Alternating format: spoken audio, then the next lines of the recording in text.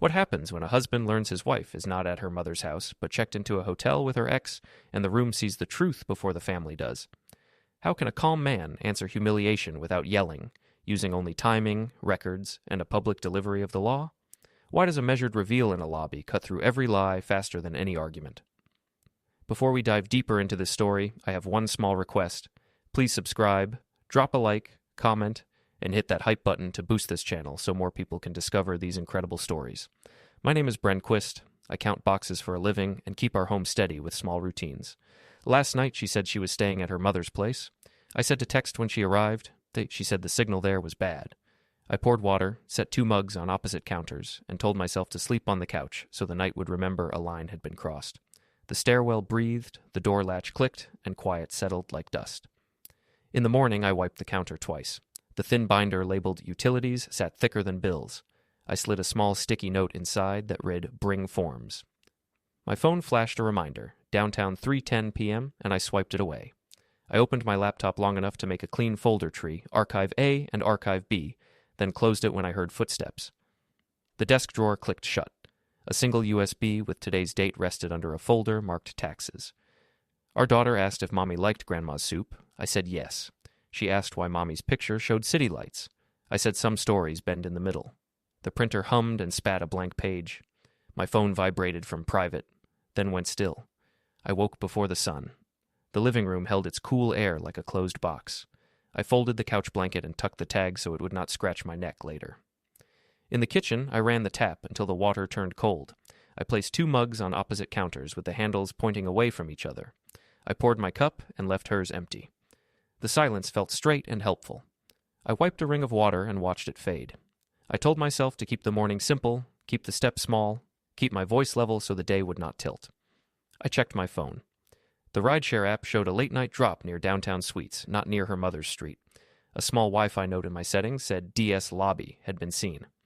I stared at the letters and did nothing. I opened the Notes app and wrote only the time. No names, no labels. I set the phone face down and made a slow breath. The thin binder labeled Utilities sat thicker than bills on the shelf.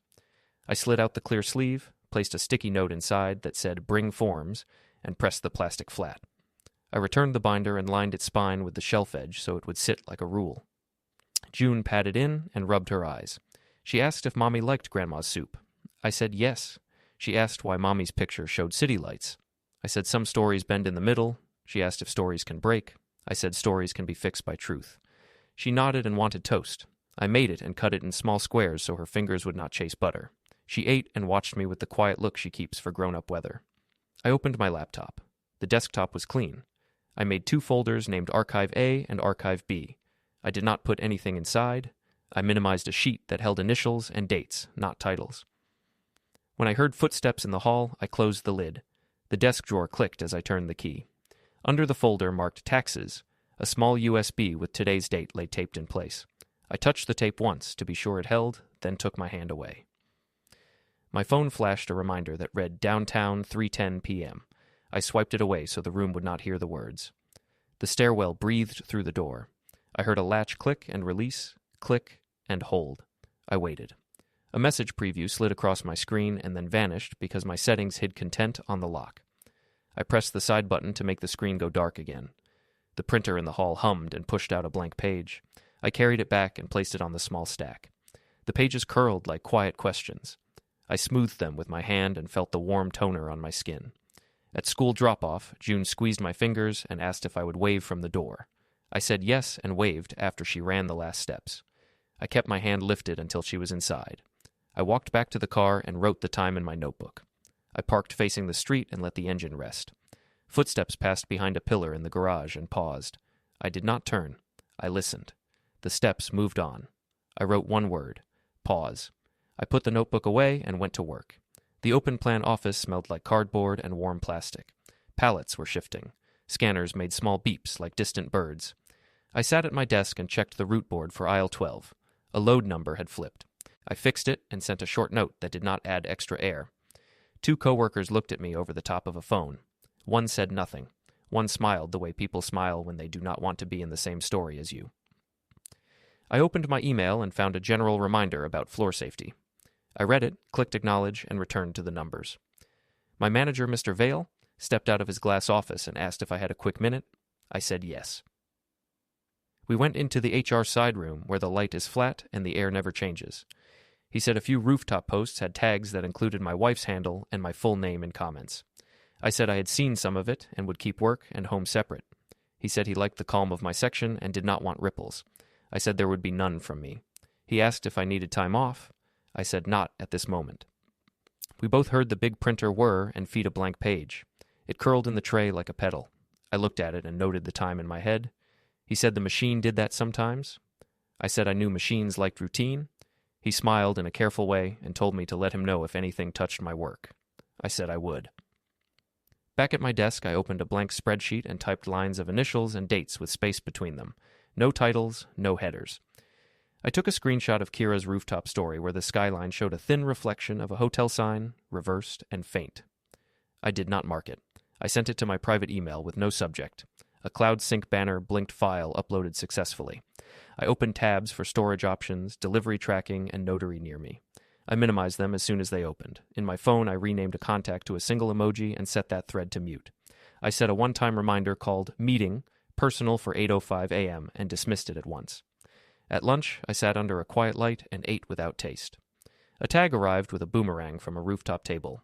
A hand waved a keycard sleeve. The letters DS flashed for one frame. The caption read, Girls Only. I put the phone down and wrote the time in my small notebook. I added 2 words, DS sleeve. I closed the notebook and watched the break room door open and close like a mouth that wanted to speak and decided not to. In the parking garage after lunch, I walked a slow line along the paint. Footsteps moved behind me and stopped. I waited. They started again and moved away. A freight elevator bell sounded like a low bowl. I stood still and let the echo finish. My phone rang once with an unknown number. I watched it vibrate and then go quiet. The air smelled like oil and damp concrete. I could feel the whole building stand on its own rules. I wrote one more short line. Bell 112. I went back upstairs and checked the route board, then cleared a small backlog of scans. When the shift ended, I took the long way home and watched bus windows slide past like dull fish. At the supermarket, I bought bread and milk. At the checkout, an acquaintance from the co-working lounge asked if we were doing a city stay date. I said I had work early. He said the rooftop looked fun. I said roofs are windy. He laughed and said wind keeps people honest. I nodded and left. I drove home and put the milk in the fridge. The apartment felt like a stage before a rehearsal. I turned both mugs so the handles pointed away from each other again. I straightened the guest blanket on the couch and left the small dent in the cushion where my head had been. I opened the laptop and checked the desktop. Archive A and Archive B still sat empty and white. I closed the lid when I heard keys in the hall. The desk drawer clicked as I turned the lock. Satisfied, I went to the window and looked at the evening light slide off the parked cars like water. I let my breath match the slow movement. Sarah came in with her phone still in her hand. She said her mother had gone to bed early and did not hear the call. I said okay. She said I looked angry. I said I looked steady. She said the internet had rules for privacy. I said our home had rules first. She asked if I was going to scold her. I said I was going to make dinner. She said I was boring. I said boring fed people. She laughed and went to the bedroom. I stood at the stove and stirred rice until it made soft knocks against the pot. We ate at the table. June told us the class drew trees, and she drew 2 trees with a fence between them because fences kept storms from touching everything. I said it was a good idea. Sarah rolled her eyes and said we were raising a town council. I did not answer. I rinsed the plates, dried them, and set them in neat stacks. The printer hummed and pushed another blank page into the tray. I laid it flat. My phone vibrated and showed private on the screen. I let it go dark on its own. I tucked June in with the train book, read 2 pages, and watched her eyes close. I sat there until her breath found its rhythm. When I came back to the living room, the apartment felt smaller. Sarah asked if I would come to bed. I said I would sleep on the couch. She said I wanted to be seen. I said I wanted the house to feel the line. She said lines were for cold people. I said lines were for safe people. I lay down and pulled the blanket up and listened to the building settle. The door down the hall clicked. Footsteps paused outside our door and then moved on. My phone, face down on the coffee table, buzzed once and stilled. Small, private hook. The door latch clicks in the stairwell, footsteps pause, and a muted private call vibrates as the printer spools a blank page. Morning came with the same pale light. I rose, folded the blanket, tucked the tag, and set 2 mugs on opposite counters like bookends. I poured my cup and left hers empty. June asked if I would wave at school again. I said yes. Sarah said she had errands with her mother. I said okay. She said I was being controlling. I said I was being careful. She said I loved paper more than people. I said paper kept people steady when words went crooked. She shook her head and left her mug untouched. At the office, the hum felt louder. 2 people near the copy station spoke in half sentences that had my name in them. I logged into the root board and fixed a duplicated pallet ID. Mr. Vale stood at my desk and asked if I had a minute. I said yes. In the HR room, he said a comment thread under Kira's post tagged me and mentioned a hotel. I said I would not engage. He said good, because he needed the floor calm. I said it would stay calm. He said he respected that I kept the numbers tight. I said numbers liked rails. We both paused as the printer spit a blank page and let it curl. I checked the clock on the wall and made a silent note. He said to tell him early if I needed a day. I said I would. Back at my desk, I added 2 lines to the spreadsheet of initials and dates. No titles. I took a photo of the blank page curl with my watch in frame and stored it behind 10 photos of June at the playground.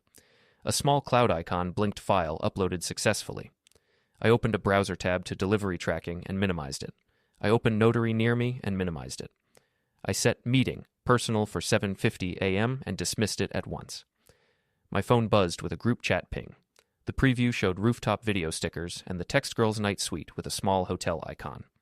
I flipped the phone face down and pushed the charger in until it clicked. At lunch, I took my tray to a quiet table. John texted and asked if I needed him tonight. I said maybe. He said he could take Lena Friday night and feed her pasta. I said thank you. He sent a thumbs up and nothing else. The room filled and emptied in waves. The sound of the printer by the register coughed and then settled. I watched a page hang for a second, then drop. I wrote the time on a napkin and tucked the napkin into my pocket. After lunch, I walked to the parking garage. The echo met me like a familiar voice. Footsteps followed mine and paused. A car door clicked 2 rows over. I stood still. The air tasted like metal. I put on my headphones and made a short call in a calm tone. I asked for general steps in general words. The person answered with general options and careful terms. I said thank you and ended the call. I saved no name. I breathed until my ribs loosened. I returned to my desk and finished the shift without adding extra sentences to the world. On the bus home, 2 teenagers scrolled clips and argued about a sticker that said DS. One said it stood for a shoe store. One said it stood for downtown sweets. I looked at the glass and kept my jaw loose. My phone rang from an unknown number. I let it ring twice and stop. The doors chimed and opened. The call tried again. I watched the reflection of my hand stay still on my knee. At home, I placed my keys in the bowl and turned both mugs again, handle out, handle out. The guest blanket on the couch kept the shape of last night. I straightened it. Sarah sat by the window and said her mother hated drama. I said I did too. She said I made everything big. I said I measured things so they would not spill. She said people made jokes when life got heavy. I said jokes are not cords that can carry weight. She said I should relax. I said calm was my job. She said I was cruel. I said I was steady.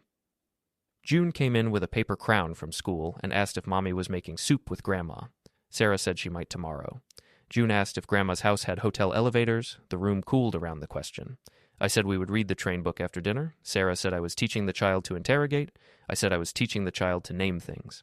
I cooked rice and eggs and watched the steam paint the air white. After dinner, I washed the plates. The printer hummed and sent a blank page into the tray. I laid it on the stack and pressed it flat. My phone lit with a new tag. The preview said hotel lobby lighting, or in Inco.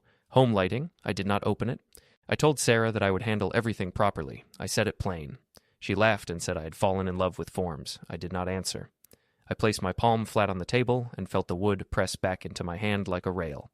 I read June 2 pages. She fell asleep before the tunnel. I came out and found Sarah on the couch, bright screen lighting her face. She said I had a choice, forgive and be fun again, or be alone with my binders. I said I had a third choice, be calm and build rails so Lena would not fall. She said I made our life boring. I said boring kept the heat on. She shook her head and looked back at the screen. I sat at the table and wrote 3 times in my notebook and left space between them like breath. Down the hall, the elevator bell chimed once. My phone buzzed with a group ping. I did not look. I stood, put the notebook away, and locked the drawer. The click sounded small and exact. Public ripple, manager's quick word at work, is followed by a group chat ping. Tagging downtown suites, and the elevator bell dings down the hall as a new rooftop sticker loads. I stood at the edge of the rooftop where the wind kept lifting napkins and pushing them against the glass. The city spread out like a map that did not want to be read. I held a bottle of water and kept the cap on. A long table ran near the railing. Kira arranged glasses into a fan and said the night needed light and laughter. People lifted their phones. A small stack of keycard sleeves sat near a candle. The letters DS were stamped in silver. A hand reached into frame and waved one sleeve like a ticket. Someone said the word sweet, and someone else said the word view. I stayed in the shadow of the service door and let the wind do the talking for me. Mara smiled for a boomerang with her sister. She said she was tired from helping her mother. The skyline behind her made a reflection on the door. The reflection carried the reversed name of the hotel from 2 blocks away. I looked at the reflection and then looked at the stack of sleeves. I did not touch them. I took a quiet photo of the reflection in the glass and put the phone away without brightening the screen. The wind pressed the photo down inside the device like a leaf inside a book. A friend in a sequined jacket shouted for a toast to strong women and free weekends. Cups rose and clinked. Someone said the room was girls only and yelled for the camera to prove it. The camera slid across faces and landed for a beat on a man in a dark jacket at the far end, then jumped away like a hand had burned it. A laugh covered the jump. Kira said the angle would be fixed in the upload. People laughed again. In laughter, it is easy to move borders without anyone seeing the feet. I watched the feet and wrote 2 words in my head. I did not speak them. I walked away from the table and leaned on the wall near the service stairs. I turned on the voice recorder and left the phone in my pocket. The faint beep sounded like the start of a small storm. The device drank the cheer for girls' night, the clink of the glasses, the word sweet from a voice that did not belong to a woman, and the wind that never stopped daring napkins to fly. I saved the file and named it nothing, only a number. The door to the stairwell opened and closed. Footsteps paused and then turned back. I kept my face calm and my hands quiet. Mara found me by the planter where the wind could not push. She said I was making people uneasy. I said I was letting people be who they were. She said I made small things heavy. I said small things become heavy when you stack them and call them light.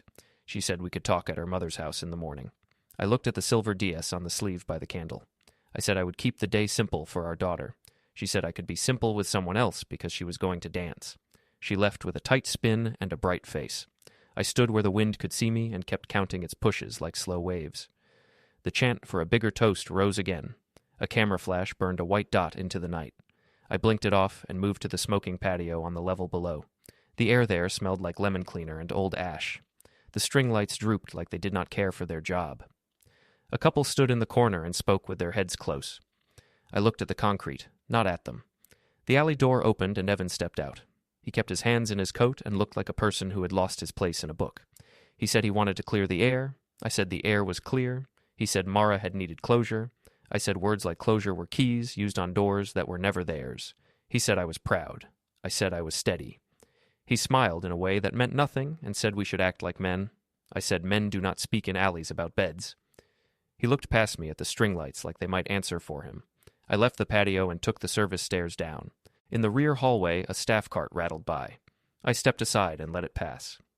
I pulled a sticky note from my wallet and wrote, "Bring forms." I folded it back under the clear pocket. The hallway light hummed. I put on my headphones and made a short call with words that did not name anyone. I asked broad questions. The voice on the line spoke in careful steps. I listened more than I spoke. I said thank you and ended the call. The door at the end of the hall opened to the street. I walked out and kept the city in my eyes without letting it inside my bones. The metro car held the quiet of people going home from noise. 2 teenagers held up a phone and scrolled a rooftop story. The DS sleeve flashed for a second. One teenager laughed and wrote a caption with stars. The train doors chimed. My phone rang from an unknown number. I let it ring. The train doors closed. The phone rang again before the doors finished. I watched the reflection of my hand not moving. The car shuddered and found its speed. I touched the pocket where the recorder sat and told myself to count the stations and nothing else. I stepped off 3 stops later and kept my eyes on the ground until my shoes knew the way home. Camera flash hits the keycard sleeve. Later, the unknown number rings as train doors chime. The call tries again as the doors close. We met Rosa and Kira at a family restaurant with lights that were soft like a lie. The long table stretched in a way that made adults feel far from their own hands. Paper menus curled in the heat. A basket of bread sat in the middle like a prop. Rosa said families needed calm and kindness. I said families needed truth first. She said truth should wear soft clothes outside. I said truth did not mind plain cloth. Kira placed her phone face down and said she would handle the angles if I would stop feeding drama. I said I was not feeding the room. I said the room had already eaten. Mara arrived with a bright face and eyes that looked busy. She said she had slept at her mother's. She said the city photo was an old one. The bread basket shifted in front of her like it wanted to go home. I looked at the napkin under my water and saw the faint hotel logo printed there from a delivery order. I put my finger on the corner and held it still.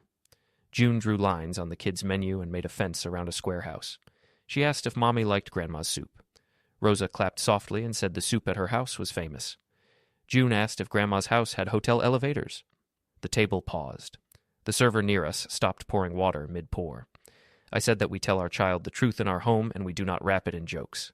I said we would talk more at home. Rosa's mouth pressed flat. Kira rolled her eyes and whispered that I loved making scenes in small ways. A cousin arrived late and made a loud joke about hotel points. People laughed like someone had snapped a towel. Mara said it was all silly. She said her husband was rigid. I cut June's chicken in small squares and slid the plate back to her. I did not look at anyone else. June asked if Daddy and Evan were still friends. I said we were not. She asked if friends can break. I said they sometimes break quietly. Rosa said I should not poison a child against a good man. I said I would not lie to my daughter to save a moment. Kira said I was cruel. I said I was exact. No one liked the word exact. It is a word that takes away fog and forces people to see edges. I paid before dessert and stood up first. Rosa said we should go to the river for a family picture and lock comments for a week. I said I would not. She said I was proud. I said I was careful. She said paper destroyed love. I said paper kept roofs over heads when love was tired. Mara looked at me the way people look at fire alarms and decided not to touch them. We left to the sound of plates knocking softly in the kitchen. At the park, the wind pulled at the swings and made a low whine in the chain. June climbed the small ladder and counted to 3, then jumped into my arms. She laughed and said I should jump too. I said I would hold ground while she learned to land. She asked what holding ground meant. I said it meant making sure the earth under her feet was not moving. She liked that and nodded. She asked if Mommy would come to the park tomorrow. I said we would see. She asked if the fence she drew at dinner was mean. I said fences are promises when two people keep the key together. She said she wanted both keys. I said that was the hardest and best part. Mrs. Bask passed with a tote and said the weather liked us. I said it did. She looked at me and then at June and then at the sand. She said nothing else. The silence felt clean. I took out my phone and wrote a short line without names. Neighbor saw calm, park bench, 4:22 p.m., wind steady. I hid the line behind a picture of June on the slide. A CloudSync banner blinked file uploaded successfully and then disappeared. On the way home, we stopped at the community center. A folding table near the door carried flyers and a clipboard. The clipboard had one large word at the top, statement. I signed the attendance line for next week's meeting so my name would not be a stranger in the room. In a side office, a shredder hummed while a volunteer fed papers. The sound ran through my teeth like a low wire. I took a cropped photo of the word statement and hid it behind 10 playground photos. I placed the phone in my pocket and felt the case warm my leg. We stopped at the supermarket for bread. In the checkout line, a man from the co-working lounge asked if the DS rooftop had real wind or just fans. I said wind does not need cameras. He said the view was fire. I said fire warms and then eats. He laughed, then saw June, and the laugh ended by itself. He said he hoped we were doing okay. I said I hoped our child slept on time. The scanner beeped. The receipt printed. The roll made a dry sound like a small river running under paper. At home, I opened the laptop and made sure Archive A and Archive B were empty. I closed the lid when I heard the elevator stop on our floor. The desk drawer clicked as I turned the lock. Sarah came in a minute later with Rosa and Kira behind her. Rosa held a bakery bag. Kira held a phone that looked awake. Rosa said we needed a plan that put family first. I said I had a plan that put the child first. She said the child needed a smile posted before bedtime. I said the child needed quiet at bedtime. Kira said I could either help fix the narrative or step aside. I said the truth did not need a handler. June brought her drawing into the living room. She showed the double fence and said she wanted 2 keys in her pocket. I said her pockets were strong. Rosa asked if I wanted her to pray. I said she could always pray. Kira's phone buzzed with a group chat ping. She turned the screen so Mara could see. The preview showed a boomerang of glasses clinking over a DS sleeve. The caption read Girls Night Suite with a small star. Rosa said to ignore it and take June to the river before dark. I said no. She said I was being small. I said I was being exact, again. The printer hummed in the hallway and pushed out a blank page. I added it to the small stack and pressed it flat. The smell of toner carried into the room. My phone lit on the table with a tiny alarm that read paper drop 11:20 a.m. I cleared it. I sat with my palm flat on the table and felt the wood push back like a rule. Rosa gathered her bag and said she would return with advice tomorrow. Akira said she would draft a caption that fixed everything in 12 words. Mara looked at me like she wanted my face to apologize on its own. I did not move it. The elevator bell in the hall chimed once, clean and small, like a spoon on a glass. June asked if Mommy had to say sorry on the internet or at home. The room pulled in on itself and went quiet. Moral family hook. Lena asks where apologies belong as a group chat ping flashes the DS boomerang. The elevator bell dings in the hall while Rosa says she is coming back with advice. I woke before my alarm and listened to the apartment breathe. The couch seam had marked my cheek again. I folded the blanket and set it on the armrest with the tag tucked in. In the kitchen, I ran the tap until the water turned clear and cold. I placed 2 mugs on opposite counters with their handles pointing away from each other. I poured mine and left hers empty. The room looked balanced, but the balance felt like glass. I wiped a small ring of water and watched it vanish. I told myself to keep the day small, keep each step exact, and keep my voice even so the house would not tilt. Lena came in with her hair pushed to one side. She asked if I could stand at the school door and wave again. I said I would. She asked if Mommy would meet Grandma for soup after. I said, maybe. She nodded and took the toast I cut in squares. The apartment door down the hall clicked and released, then clicked and held. I watched the doorknob barely move. I turned away and packed Lena's lunch with slow hands. Sarah walked in with her phone in her palm. She said she had errands with her mother. I said I would handle drop-off and pick-up. She said I liked controlling paths. I said I liked steady paths for a child. She said steady felt like a cage. I said steady felt like a handrail. She said I planned to turn the day into paper. I said I planned to turn the day into calm. She rolled her eyes and set her empty mug near the sink. On the shelf, the thin binder labeled utilities sat thicker than bills. I opened it long enough to slide a sticky note under the cover that read drop-offs. Meals, calm face. I closed the binder and lined its spine with the shelf edge. On the desk, I unlocked a drawer and checked a small USB with today's date written on a strip of tape. It lay taped under a folder marked taxes. I pressed the tape once and locked the drawer. My phone buzzed with a tiny alarm that read paper drop 11:20 a.m. I cleared it and turned the screen face down. We left the apartment. The stairwell smelled like metal and cleaner. I parked the car facing the street. Lena squeezed my hand and asked if the teacher liked long fences or short fences. I said both had jobs. She ran the last steps to the door and turned to wave. I waved and kept my hand up until she went inside. The wind slid across the hood like water. I wrote the time in my pocket notebook. 8:17 drop, 8:19 wave, 8:24 garage, echo. Footsteps passed and paused behind a pillar, then moved on. I wrote one word. Pause. At the office, the air smelled like cardboard and printer heat. I checked the root board, flipped a stray load number, and sent a short correction. Mr. Vale stopped by my desk and asked if I could shift an hour tomorrow. I said I could. He said the floor liked my quiet. I said quiet liked rails. He nodded and left. I opened a blank spreadsheet and added 2 new rows with initials and dates. No titles. I opened 3 tabs and minimized them. Storage options, delivery tracking, notary near me. I set a one-time reminder called Meeting, personal for 9:05 a.m., and dismissed it at once. The flicker of dismissal felt like shutting a small door. Near the copier, 2 people tried to keep their voices low. One said the rooftop looked like a film. One said the keycard sleeve made the joke too sharp. I looked at the root board and counted 5 slow breaths until the voices thinned. I took a photo of the HR printer feeding a blank page and later hid it behind pictures of Lena at the slide. A CloudSync banner flashed file uploaded successfully and disappeared. At lunch, I walked 2 blocks to the hospital cafeteria because the noise there never tried to win. John sat at a table by the window. He said the coffee tasted like cardboard, then smiled and said cardboard saved boxes from crashing. I said boxes did more than speeches. He asked if I had a plan. I said I had patience and a clock. He asked if he should keep Lena Friday night. I said that would help and that she liked the train cartoon twice. He tapped the table twice with 2 fingers like he did before exams. He asked if I needed him to stand somewhere today. I said I needed him to stand near the door later and say nothing. He said he could do that. The copier near the register coughed and released a page that hung crooked for a second before it fell. I watched it drop and wrote the time on a napkin. I slid the napkin into my pocket. On the walk back, I put on headphones and stood in a quiet hallway by the freight doors. I made a short call and asked broad questions. The voice on the line answered with careful steps and no names. I said I understood options. I said I valued process. I said thank you and ended the call. I saved no number. I returned to my desk and let the steady work of numbers calm my hands. After shift, I stopped at the community center. The clipboard near the door had the word statement at the top. I signed the attendance line for next week's neighborhood meeting.